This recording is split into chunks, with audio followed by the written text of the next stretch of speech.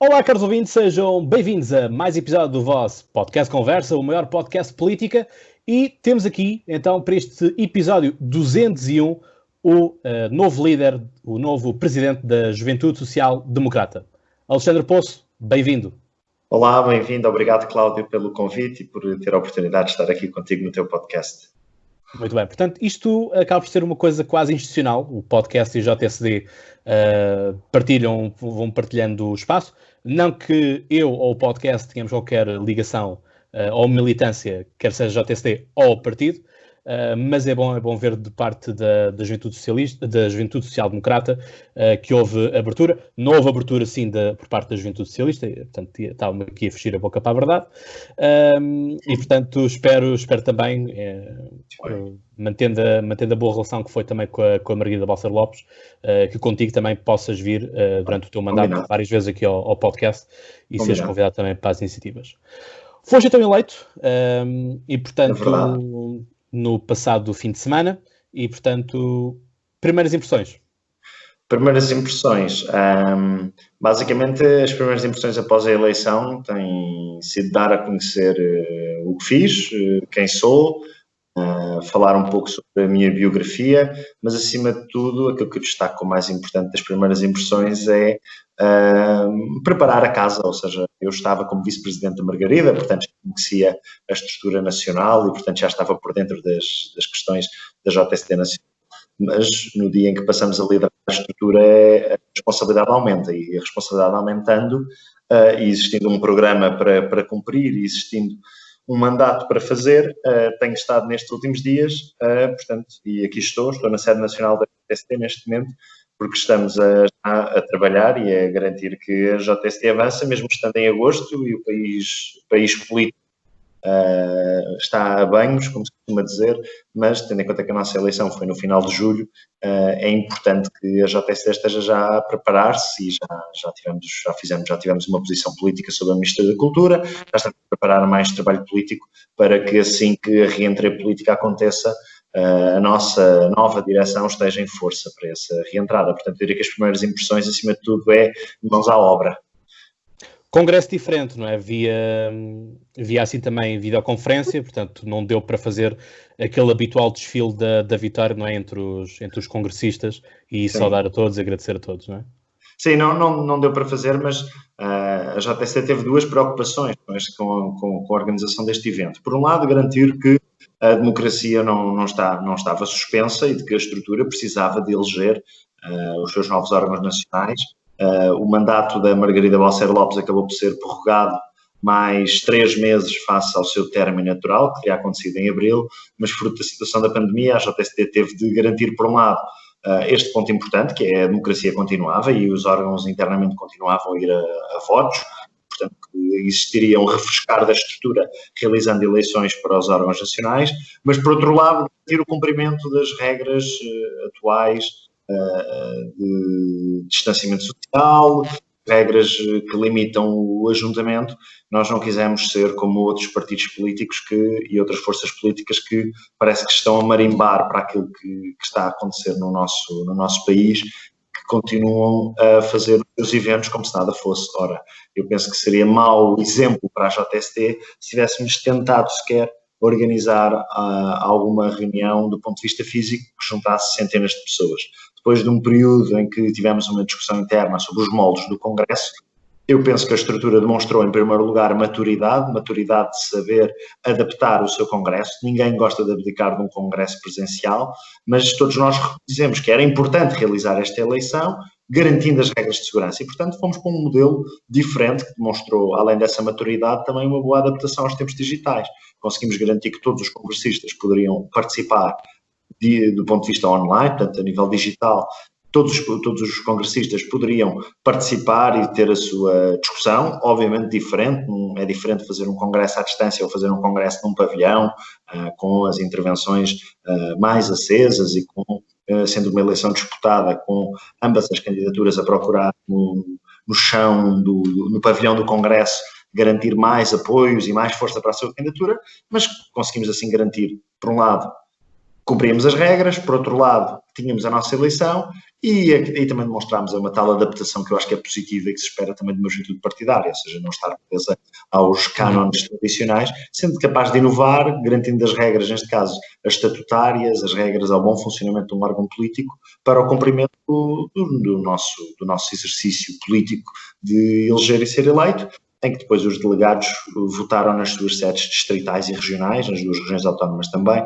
a eleição dos novos líderes, portanto, a nova liderança, e correu tudo bem, não só pelo resultado, obviamente, em que correu tudo bem, tendo em conta que a candidatura que liderava saiu vencedora, mas correu tudo bem, tendo em conta a organização e também não houve nenhuma situação negativa que pudesse sair deste congresso em termos de pandemia, porque basicamente tivemos o cuidado de não existirem ajuntamentos de pessoas de norte a sul. Tu, Alexandre, estiveste nas eleições internas do PSD, na primeira fase com Miguel Pinteluz, depois Luís Montenegro. É por isso que o Rio tem medo que a JSD não seja disciplinada? Eu não faria...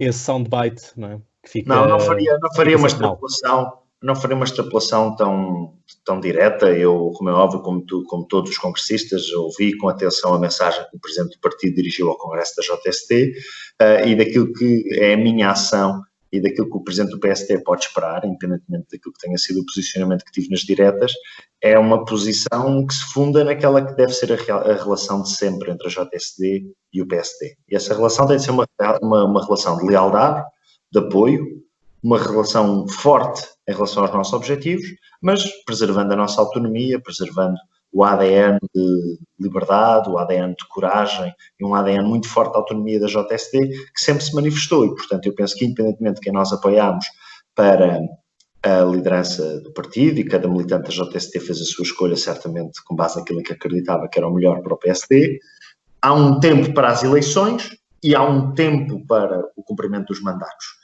Quer no PSD, quer na JSD, esse tempo passou.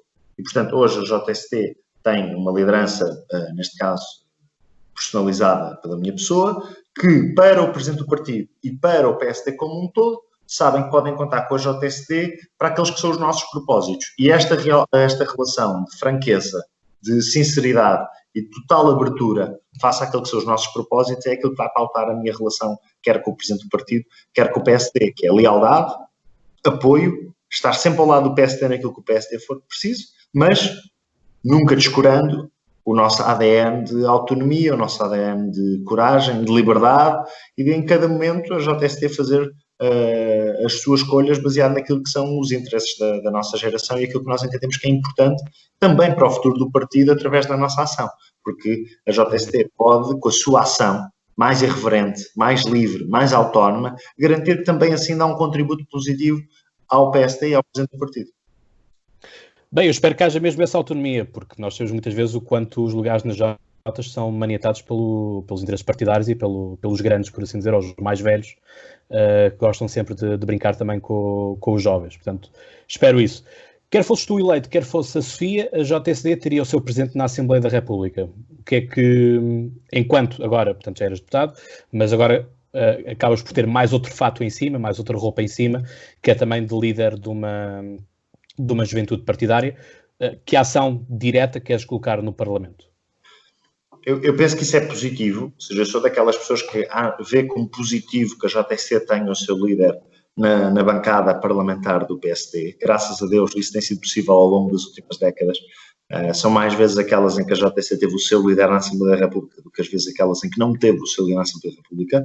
Para mim é uma responsabilidade, mas acima de tudo eu penso que isso dá-nos aqui a nós, à JST, um espaço acrescido de poder ter as nossas bandeiras e ter as nossas posições políticas a ser defendidas onde elas importam. Por exemplo, dou-te um exemplo muito concreto. Eu, agora, antes de começarmos aqui esta nossa conversa, estava a preparar um conjunto de questões ao Ministro do Ensino Superior, que irei submeter através das perguntas regimentais que os deputados podem fazer aos membros do Governo. E, portanto, esta é uma faculdade que nós temos e que, neste caso, eu não estou a dizer que não o faria. Ou seja, vamos imaginar que eu não era deputado. Como é óbvio, eu teria sempre o capital e a força para questionar os ministros. Mas assim temos... Mas não tanta proximidade. mas não tanta proximidade. E repara, e há aqui a vantagem de, por exemplo, eu fazendo uma pergunta ao Ministro do ponto de vista regimental, em que o gabinete do Ministro e o próprio Ministro são obrigados a responder aos deputados, eu garanto que as preocupações da JST têm uma expressão concreta e que têm a obrigatoriedade de resposta por parte do Governo, tendo em conta os problemas que afetam a nossa geração. E eu penso que é positivo para a JST que isso aconteça. Portanto, esse fato, como tu dizias há pouco, esse fato é crescido com que, a partir do último domingo, vou estar na Assembleia da República, é para garantir que na Assembleia da República existe uma voz para a minha geração. E essa voz para a minha geração, essa voz que a JST quer, tem sempre a ambição de liderar, essa voz que a JST procura em cada ação, em cada iniciativa, em cada proposta, levar o mais longe possível, tem na Assembleia da República um palco essencial, tal como tem, no caso da JST, ter força autárquica, em cada município, em cada freguesia. É positivo para a estrutura que as suas lideranças e os seus militantes estejam nos locais certos, nos locais de representatividade política e nos locais onde a JST consegue expressar as suas preocupações com uma tradução concreta. Isto não quer dizer que a JST só tem força se estiver parlamentarizada.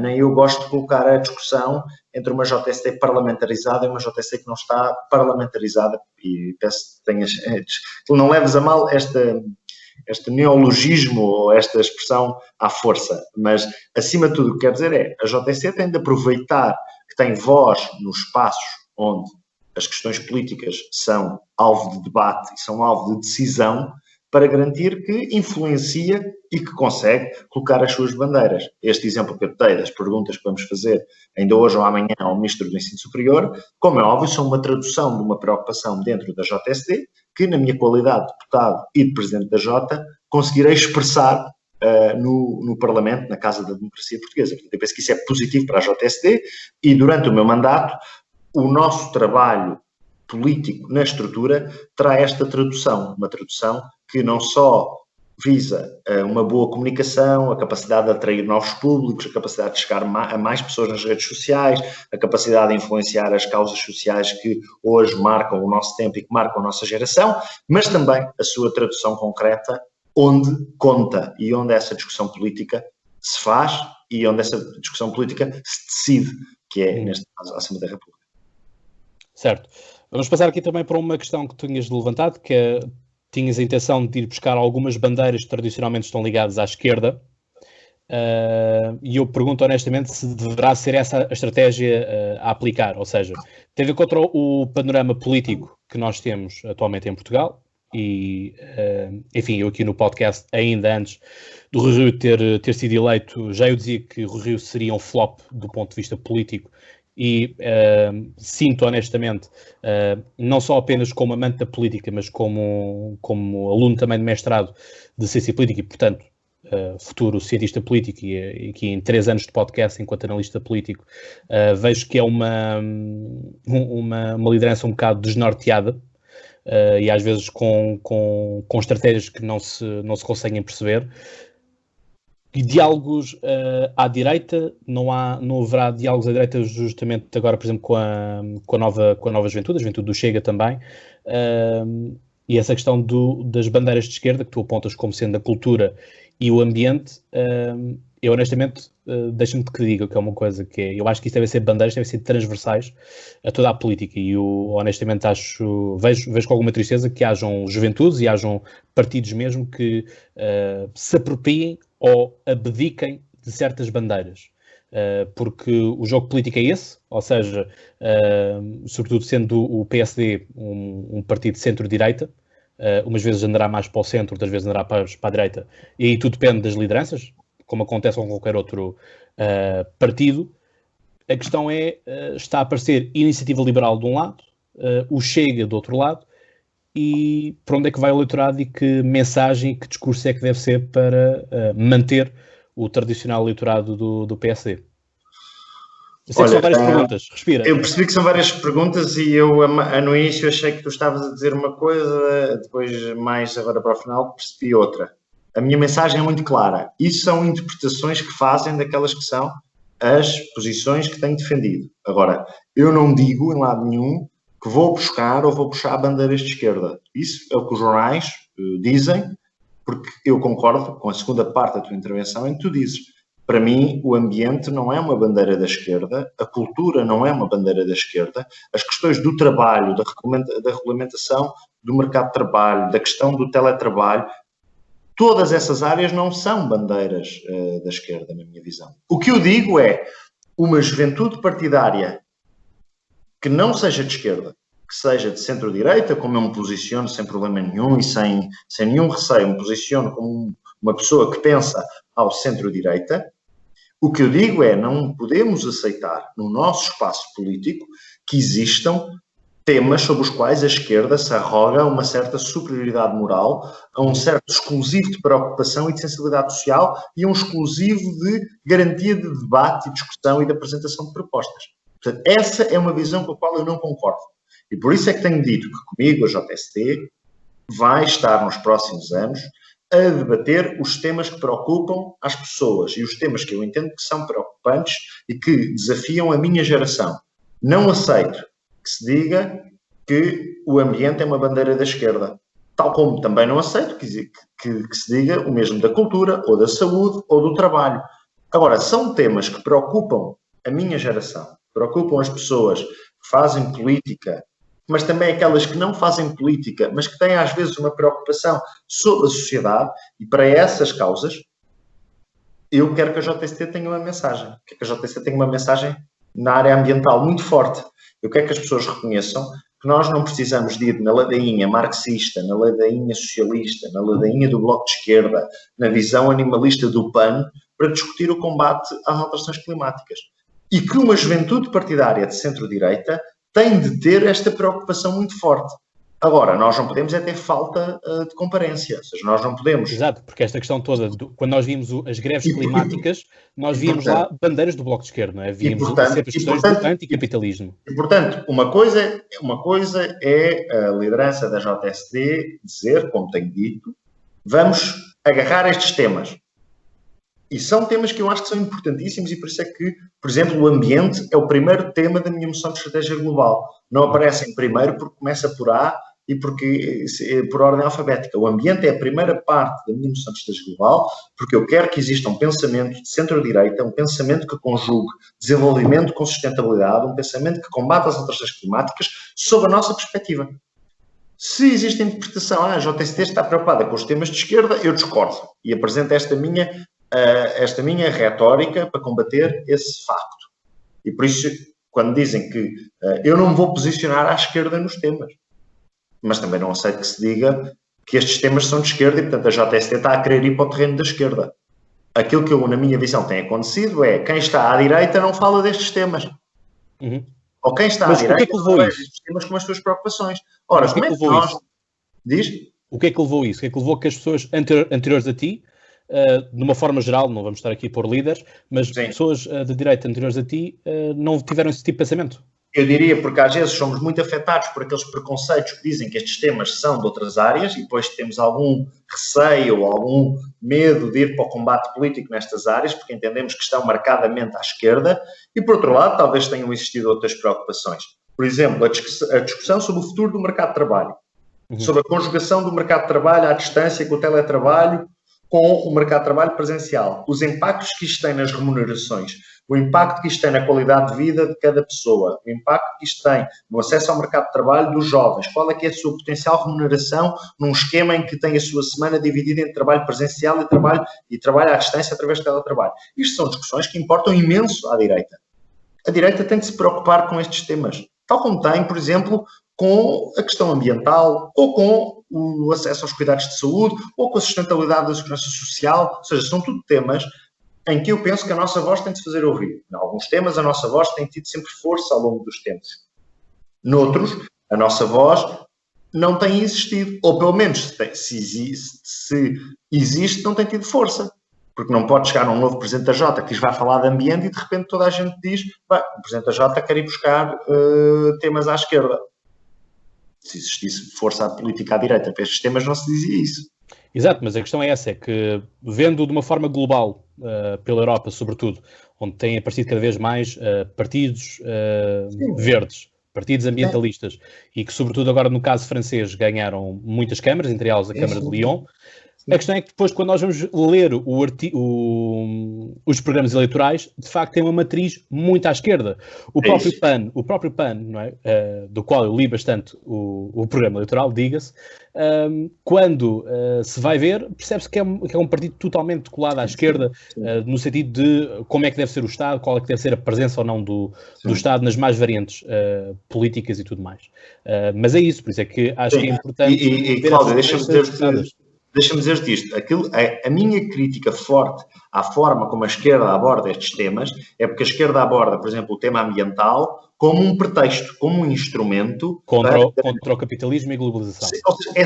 No fim do dia está sempre a mesma crítica. Basta ler os cartazes. No fim do dia está sempre a mesma visão. No fim do dia está sempre a velha dicotomia. E que o Bloco de Esquerda e o PAN e os partidos radicais de esquerda têm sempre feito questão de realçar. Ou nós queremos o ambiente ou nós queremos o capitalismo. Ora, isto é uma velha tradução da luta de classes, da sociedade idealizada por socialistas e marxistas. Ou seja, eu não posso aceitar é que a discussão de um tema tão importante que molda as nossas relações sociais, que molda o nosso consumo, que molda a produção, que molda a indústria, que molda o emprego, que molda a nossa relação com a União Europeia, que molda aquilo que nós exportamos e importamos, esteja dominado ou que esteja com um mantra de uma visão que eu penso que no fim do dia o que quer é sempre o mesmo. E utiliza o ambiente, que é uma causa nobre, que é uma causa que nos deve preocupar a todos, para garantir que tem mais fãs, porque é mais fácil. Sim, neste momento é tudo pelo fã, não é? Somos os maiores. Nós que sabemos que é mais fácil para esses partidos radicais de esquerda conseguirem ter mais adeptos para a sua causa com uma mensagem que utiliza o ambiente de forma instrumental do que se for a mensagem pura e dura, e sabemos bem o falhanço que teve na história da sociedade contemporânea e os seus modelos quando foram aplicados. E aquilo que eu digo é, a direita tem que se preocupar com estes temas. Uma juventude partidária que não seja de esquerda não pode deixar de ter um discurso, ter propostas políticas, ter uma visão sobre como é que combatemos as alterações climáticas. E acima de tudo, há uma diferença óbvia que nos marca. É porque se à esquerda nos vão dizer que é aquela velha dicotomia, nós, à direita, eu dizia que nós temos é de garantir uma certa articulação, uma coexistência, garantir que o desenvolvimento, que as pessoas podem consumir, que as empresas podem produzir, é feito em harmonia com objetivos, não só de neutralidade carbónica, não só de luta contra o plástico, não só de reutilização dos lixos, não só de qualidade do ar. Ou seja, a nossa perspectiva tem de estar a debate. E por isso é que eu entendo que uma liderança da JST, apostada como eu quero que esteja em garantir que tem uma voz sobre as preocupações da minha geração, não pode fazer um bypass a esses temas e dizer, bom, esses não importam porque esses são temas de esquerda. Depois os jornais dizem, como já disseram nesta última semana, que eu vou puxar bandeiras de esquerda. Eu puxei esse soundbite, sim. Isso é uma leitura de quem faz e só vincula quem escreve essas notícias. A mim o meu posicionamento é claro. A direita tem de se preocupar com os temas que preocupam as pessoas. E, em particular, sendo líder da JST, eu quero que a minha estrutura tenha uma forte preocupação com os temas da emancipação, os salários da nossa geração, a qualidade do ensino superior. Mas já, Alexandre, já lá vamos. Vamos só arrumar esta notícia das bandeiras de esquerda com a parte da cultura. Que propostas é que tens já planeadas para a parte da cultura? Olha, a parte da cultura há aqui eu diria 3 propostas que eu penso que são interessantes e que nos permitem atuar em várias frentes. E dou 3 propostas que estavam na minha moção de estratégia global. Uma, eu penso que é urgente em Portugal nós realizarmos um censo cultural. Nós precisamos de conhecer bem qual é o mapa, qual é a realidade, com números e factos concretos, relativamente a quem são os agentes culturais, qual a sua remuneração, qual a intermitência que marca o seu setor, ou seja, qual as cadeias de valor que abastecem o setor cultural. E nós precisamos de fazer um censo cultural para que se perceba qual a realidade cultural do nosso país, em que se consiga ter um mapeamento de todos os agentes culturais e toda a oferta cultural do nosso país. E este é um facto que eu penso que é relevante, que é um desafio enorme no âmbito das políticas culturais, para nós conseguirmos saber qual o mapa, qual a realidade com que estamos a lidar. Mas depois apresento duas propostas também que iremos debater e discutir na nossa direção, na Direção Nacional da JST, que eu penso que são relevantes. Uma, focada nos estudantes. Há muitos estudantes hoje que são artistas e por isso nós falamos da criação de um estatuto do artista-estudante, para que tu seres artista, teres a tua arte performativa, seja qual for a tua arte, não te prejudicar na tua carreira académica regular.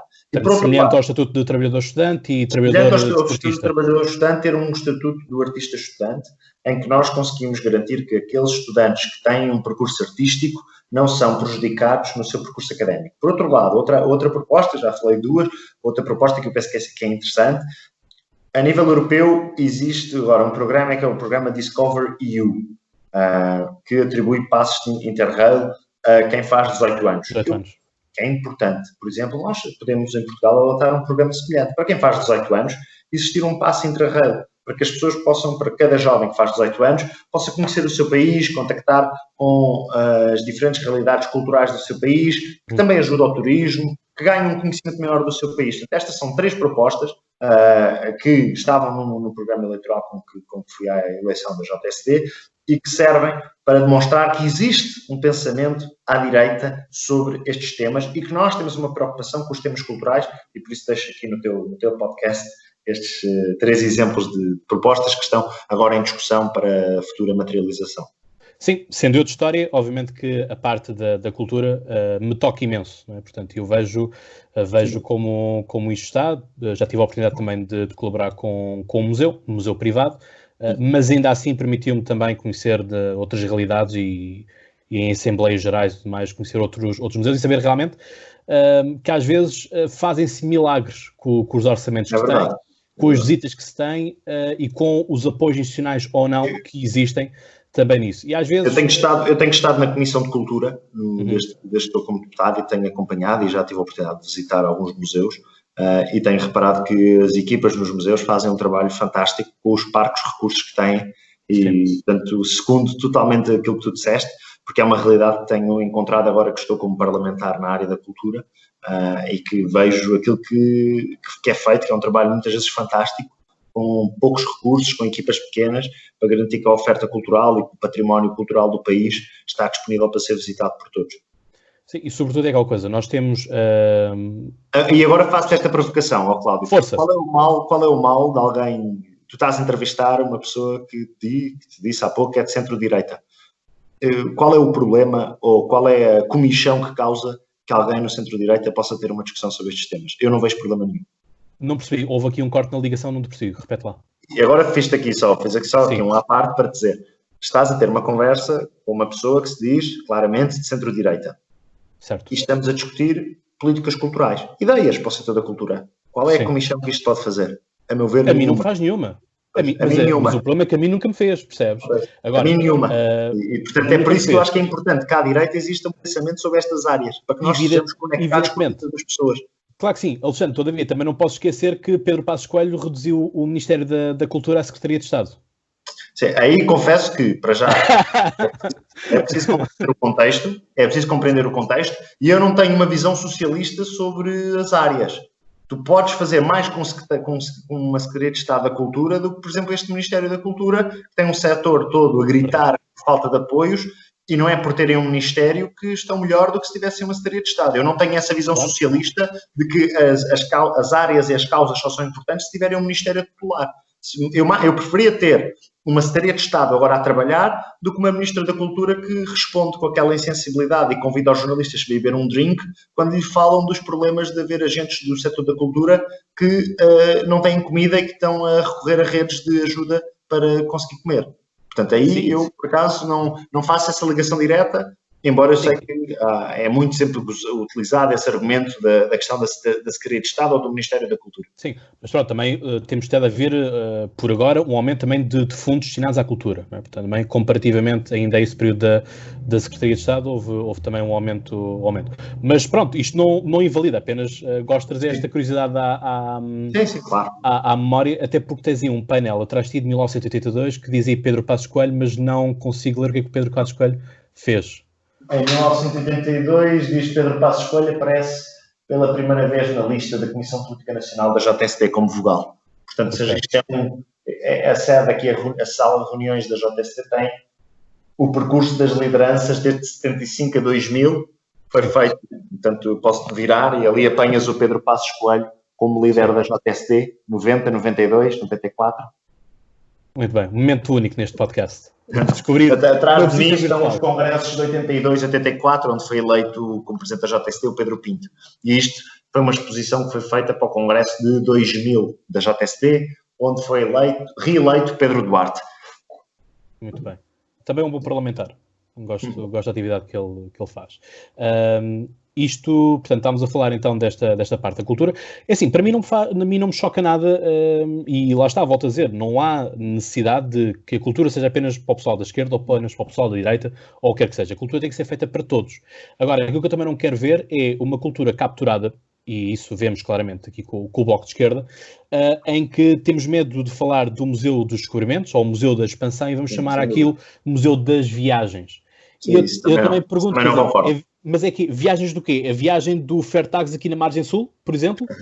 Isso também não concordo. Não é? Isso também não concordo. É qualquer coisa, não há que ter... Aliás, se há área em que eu acho que nós temos muito de combater, e é algo que afeta muito este Ministério da Cultura e esta Ministra, é a política do gosto.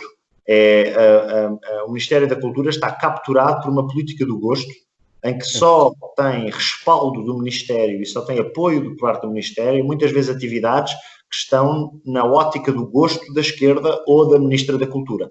E isso nós não podemos aceitar. Ou seja, nós não podemos aceitar que expressões culturais do nosso país, e tu deste um exemplo da questão do Museu dos Descobrimentos, se esteja ao sabor dos apetites de quem está no momento, na circunstância, numa conjuntura própria, à frente dos destinos da cultura. E isso nós não podemos aceitar. E, infelizmente, existe essa certa superioridade moral da esquerda que, nesses temas, gosta de impor a sua agenda contra tudo e contra todos. Exato, porque eu já tive a oportunidade, isto já foi uma discussão do ano passado, se não me engano, ou foi 2018 ou 2019, algo assim do género, que se trouxe essa questão à baila, e eu disse, quer dizer, não há que ter receio, e eu enquanto historiador te digo que não há que ter receio da palavra descobrimentos, porque a palavra descobrimentos, para mim, cabe toda a gente, ou seja, é o negro que descobre o branco, é o branco que descobre o amarelo, o vermelho, o que é que tu queiras chamar.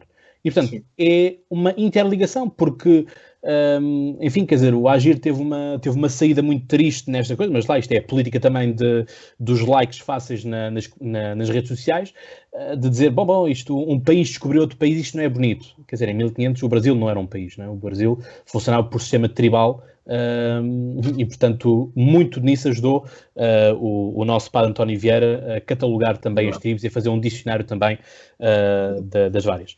Estavas a falar há pouco também, interrompido para falarmos sobretudo desta parte aqui da cultura, estavas a falar de outras bandeiras, da questão da emancipação. Sim, são temas que me preocupam. Eu tenho dito, e foi o programa que levei ao Congresso da JST, que é hoje o programa que irá vingar nos próximos anos da JST, que é um foco muito forte em tudo o que são os desafios de vida de um jovem, ou seja, todos os temas que afetam a vida de um jovem, acesso ao ensino superior, a qualidade do ensino secundário, o ensino profissional, o acesso à habitação, o arrendamento, a aquisição, a emancipação, os salários, o teletrabalho, todos os temas que preocupam a vida de um jovem são o fundamental do nosso programa político, e se nós temos, e se nós queremos, como queremos na JST, liderar a nossa geração, nós temos de ter o nosso maior esforço e a nossa maior prioridade nestes temas, nos temas de fronteira, de decisão da vida de um jovem, a passagem de um ciclo de estudos para o outro, a passagem do ciclo de estudos para o mercado de trabalho, a procura por uma casa. E aqui nós temos de ter uma ambição muito clara, uma ambição de que a nossa geração não pode estar sempre na cauda da Europa. E por isso a JST irá apresentar propostas muito concretas para cada uma destas áreas, para defender a nossa geração, para garantir que a nossa geração tem maior qualidade de vida, tem maior felicidade, tem mais bem-estar e consegue emancipar-se, consegue ter uma vida de qualidade, uma vida que é própria de quem está na União Europeia, uma vida de que nós não podemos aceitar que a nossa geração esteja sempre na cauda de todos os índices quando comparados com a União Europeia. E, portanto, nós temos feito um percurso interessante ao nível das qualificações. Precisamos de compensar essas qualificações, depois com remunerações. E nós, mais uma vez, não temos de ter receio também à direita de dizer que em Portugal os jovens ganham salários miseráveis. Nós precisamos de garantir que esta geração tem remunerações condizentes com a sua qualificação. Mas para isso, eu não quero salários subidos de forma administrativa. Para isso, eu quero uma economia mais robusta, que olhe para o investimento externo, que olhe para as exportações, que olhe para a capacidade das empresas serem mais competitivas, que consiga conjugar flexibilidade no Código de Trabalho com a segurança daqueles que menos direitos têm, como, por exemplo, o caso dos falsos recibos verdes. E estas preocupações, as preocupações da vida dos jovens, são hoje a preocupação da JST. Este é o foco da nossa atividade. E, claro, há pouco falávamos e bem, há depois áreas que eu considero onde a nossa voz não tem estado tão presente, dei o exemplo do ambiente e da cultura, que serão também a nossa prioridade. Eu tenho dito as novas bandeiras da JST. São novas bandeiras porque nós não temos tido discurso político sobre as mesmas. Mas o fundamental da ação da JST prende-se com a vida da nossa geração.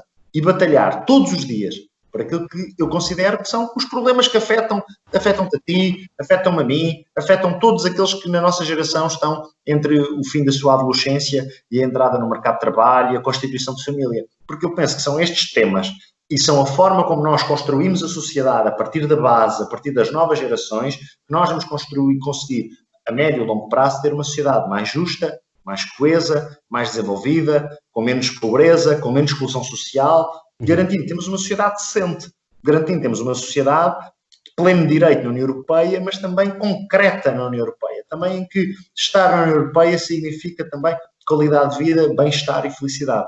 E, portanto, estas são as prioridades que eu entendo na JST. Há necessariamente também que colocar aqui um tema que eu penso que é importante, mas é um tema mais interno, só que um lamiré, que é um tema de a nossa estrutura também modernizar-se.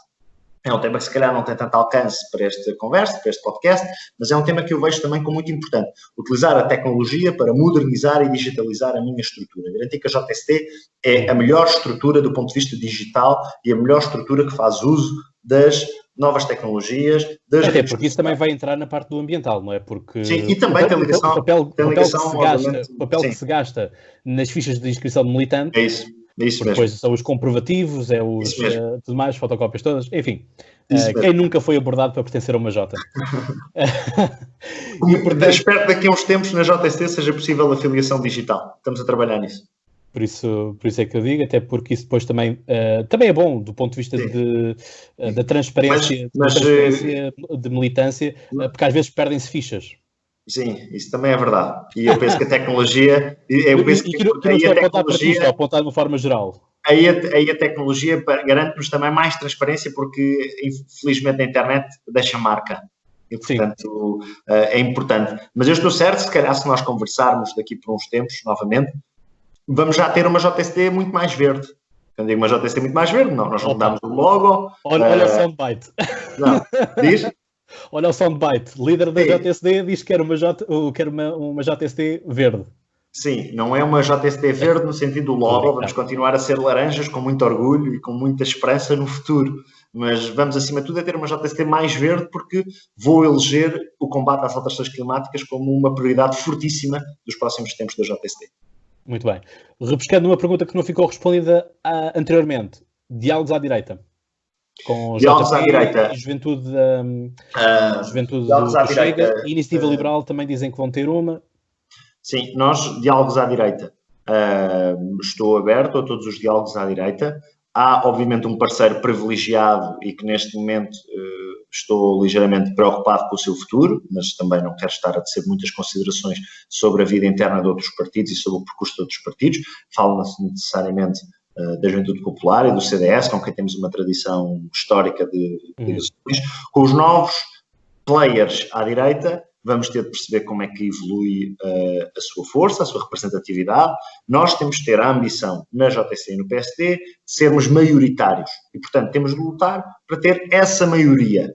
Depois dos votos contados, depois dos resultados apurados, penso que teremos de ter a capacidade de dialogar à nossa direita. Sempre tivemos com o CDS e, portanto, eu estou em crer que conseguiremos também fazer isso com os novos parceiros. Mas, realçando sempre que há áreas ou há linhas das quais o PSD não pode abdicar. O personalismo, a liberdade, a justiça social, uma sociedade que não deixa ninguém para trás, uma sociedade que não discrimina ninguém em função da sua etnia, do seu credo, da sua orientação sexual, do seu percurso de vida. E, portanto, essas são bandeiras que eu penso que nós temos de reafirmar todos os dias. Mas, como eu disse, primeiro, garantir que conseguimos crescer do ponto de vista eleitoral, conseguimos ser essa alternativa maioritária na sociedade portuguesa e que se afirma por contraponto ao Partido Socialista e à esquerda, e depois ter uma postura. Do ponto de vista institucional, terei, obviamente, como já tive a oportunidade de contactar desde que fui eleito, tive a oportunidade de contactar quer com a líder da JS, quer com o líder da JP, a capacidade institucional de ter relações institucionais com os demais partidos, seja à nossa esquerda. Com a JCP não? Com a JCP não tive nenhum contacto, mas também sei que normalmente a JCP não tem por hábito termos grandes relações políticas, mas eu penso que institucionalmente conseguimos ter, embora não seja, obviamente, uma prioridade na minha agenda política relações com a JCP. Não, achei apenas curiosidade de teres falado da JS, JP e não teres... A JS e a JP fizeram a questão de me cumprimentar e o saúde, a iniciativa foi bastante simpática, bastante cordial, quer da parte da Juventude Socialista, quer da parte da Juventude Popular, dos seus dois líderes, de me cumprimentar e de desejar um bom mandato e, portanto, eu acho que cumprir uma boa tradição da democracia, que é, apesar de nós termos as nossas cores, sabemos conviver com o outro que pensa diferente de nós. E esta postura de bom senso e de, eu diria, moderação também irá ser uma marca da liderança que terá à frente da JSD. Porque eu penso que hoje em dia às vezes é quase mais difícil ser moderado do que outra coisa. E os moderados correm o risco de ser pessoas que... Estamos sempre entalados. Sim. E atenção, ser moderado não significa ser frouxo ou não ter convicções. Significa ter uma postura que se assume de uma determinada forma política e que contraria as visões mais radicais do nosso tempo. É isso, sobretudo nesta altura em que estamos a discutir tanto a questão do racismo, não é? E, portanto, em que vejo líderes do Black Power a falarem de que o problema disto tudo são os moderadinhos. Quer dizer, se houvessem mais moderados, este mundo seria um lugar melhor. É verdade. Portanto, e eu, enquanto moderado, também o digo, porque faço análises muito, muito rigorosas nas coisas, daí este podcast nunca se posicionar à esquerda ou à direita. Aquilo que é para criticar é para criticar, aquilo que for para saudar é para o saudar. Portanto, Alexandre, se eu tiver que falar bem de ti neste podcast, darei nota disso. Se tiveres uma proposta ou alguma atitude com a qual não concordo, também o irei, sem que isso entre obrigatoriamente num ataque à pessoa, não é? Isso não é necessário, porque a política também é isso, é o confronto, é opiniões diferentes, e portanto é mesmo por aí. Uma provocação, 25 de Abril e 25 de Novembro, vamos ter descida na vida da liberdade por causa do 25 de Abril? Ainda não pensei nessa iniciativa, mas para mim são ambas as datas são muito importantes. O 25 de Abril trouxe-nos a liberdade, trouxe-nos o fim da noite escura, como dizia a Sofia Melbreiner, e portanto, e o meu partido e a minha juventude partidária é também filha do 25 de Abril, somos filhos do 25 de Abril, e portanto eu destaco as duas, ou seja, eu não sou daqueles que diz não, o conto é o 25 de Novembro, nem sou daqueles que diz o conto é o 25 de Abril. O 25 de Abril deu-nos a liberdade, o 25 de Novembro deu-nos a democracia ocidental, a democracia decente, a democracia representativa, a democracia onde quem manda é verdadeiramente quem vota, e quem vota é o povo. Não é nenhuma comissão militar, não é nenhuma comissão escolhida pelo Partido Comunista, não é nenhuma comissão alinhada com um soviete na sede do PCP ou dos seus aliados, e portanto eu destaco a importância das duas datas.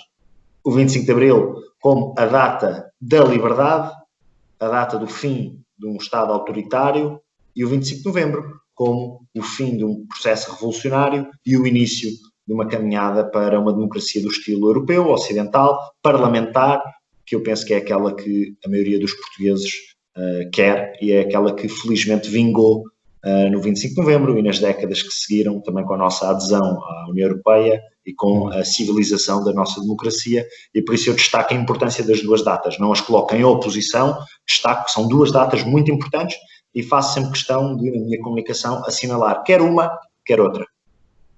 E vamos ter uma tarja da JSD a descer o 25 de Abril? Quanto a isso, ainda falta um ano, quase um ano, faltam cerca de 10 meses ou 9 meses, portanto ainda 8 meses, se estamos em agosto, 8 meses, ainda não decidi. Digo isto porque, pronto, não é costume, sei que já houve iniciativas por parte da Distrital de Lisboa, de algumas ocasiões já apareceram tarjas, mas do ponto de vista de ser algo que, por exemplo, a JS, a JCP e os jovens do Bloco dão tanto ênfase, nunca vi, nem por parte da JP. Como disse, ainda não está decidido, portanto não vou dizer sim vamos, nem não vamos. Agora, realço aquilo que disse há pouco. 25 de Abril, uma data importantíssima, fundadora da liberdade em Portugal. O 25 de Novembro, uma data que nos permitiu hoje ser a democracia que somos. Não foi o único elemento, mas foi um elemento fundador da nossa democracia liberal, representativa, ocidental, do estilo europeu, por contraposição às ideias totalitárias de outros. Muito bem, já estamos aqui com 45 minutos de conversa, vamos também terminar. 80% deste podcast é consumido por jovens entre os 18 e os 24 anos, portanto, público maioritariamente universitário, público que talvez se possa encaixar naquilo que chamas de a geração Arrasca também. Isso mesmo. Ou isto também é uma coisa criada por um jornal? Não, eu tenho utilizado essa expressão. Okay. Essa é uma expressão que eu tenho. É que a nossa faixa etária, sim, tu tens 28, eu tenho 25 anos, esta nossa faixa etária, esta nossa geração, é a geração que vai ver pior do que a geração dos nossos pais. Sim, é a nossa geração, quer estejas no ensino superior e estavas no ensino básico e secundário, quando muitos pais e muitas famílias ficaram no desemprego na última crise. Quer tu já tenhas entrado no mercado de trabalho, portanto já hoje estejas próximo dos 30 e ainda entraste no mercado de trabalho, quando a última crise estava a passar, é uma geração que eu considero, e tenho dito, aí sim, expressão minha, é uma geração que já está à rasca. E a JST tem de ter, mais uma vez, a sua proposta, a sua preocupação, a sua visão política para ajudar a salvar esta geração que já está à rasca. Esteja cada pessoa da nossa geração já no início do mercado de trabalho, esteja a fazer um estágio, esteja em período experimental, esteja a acabar o seu ensino superior este ano ou para o ano e saberá que vai ter um mercado difícil para entrar, saberá que vai ter um mercado e um emprego, se calhar em condições não tão famosas ou não tão boas como aquelas que nós queríamos, e quem faz política tem aqui uma responsabilidade a qual não nos podemos demitir. Essa responsabilidade a qual nós não nos podemos demitir quando dizemos, como há pouco eu disse, que queremos liderar a nossa geração, é ter propostas, é ter uma visão muito clara sobre os temas que preocupam a minha geração. Neste momento, a leitura que eu faço é a minha geração está à rasca. E sendo uma geração que está à rasca, fruto de mais uma crise económica num curto espaço de tempo, em poucos anos, novamente uma crise económica, temos de ter aqui um particular olhar e uma particular atenção para os problemas que afetam a vida dos nossos concidadãos que partilham a mesma faixa etária que nós. Exato, porque apesar de tudo somos a geração mais qualificada de sempre, portanto isto é também daqueles soundbites que estão, tu és licenciado em Ciência de Comunicação, um mestrado em Gestão, eu licenciado em História, um mestrado também em História Moderna e Contemporânea e agora um mestrado em Ciência Política, portanto quer dizer, todavia temos as realidades de recibos verdes, temos a precariedade também, a dificuldade da habitação também, que nos empanca o desenvolvimento da vida, isto é, enquanto criares família, enquanto criares a tua própria autonomia, não é? E, portanto, somos uma geração que cada vez mais fica a viver em casa dos pais. Concordo plenamente contigo. Há pouco já tinha referido esse tema, que é a nossa geração está permanentemente a ter problemas difíceis de resolver. Somos a segunda geração que mais tarde sai de casa dos pais, como dizias há pouco, pior que nós são os italianos, e temos de olhar para isto como um desígnio para quem faz política e para quem é jovem. Eu hoje tenho a honra enorme de ser deputado, tenho a honra enorme de ser líder da JST e, portanto, essas são as minhas preocupações. Garantir que a minha geração consegue ter um percurso político diferente para os próximos anos, para as próximas gerações, conseguimos construir um país melhor. É essa a minha ambição. E com as nossas propostas, com o trabalho que vamos ter nos próximos anos, é garantir que conseguimos oferecer à minha geração mais qualidade de vida, mais bem-estar. Isso traduz no teu salário, traduz-te nas oportunidades no mercado de trabalho, na capacidade de arrendares casa. São estas questões muito concretas que eu penso que nós temos de ter em atenção. Muito bem. Alexandre, foi um gosto falar contigo. Muito obrigado, Cláudio. Que esta seja a primeira de muitas conversas que tínhamos aqui no podcast. Obviamente, desejar-te o melhor mandato possível, porque quanto melhor for o teu mandato, melhor também será para os jovens que tu representas, mas fazendo um lato senso também à própria sociedade portuguesa e, portanto, que haja um florescimento também nessa questão. Muito obrigado, Cláudio. Um abraço. Obrigado a todos. E já sabem, caros ouvintes, este foi o episódio, portanto, o próximo episódio também estará em breve para vir e, portanto, já sabem, despeço-me de vocês com aquele abraço de amizade e, portanto, já sabem, até lá, tenham boas conversas.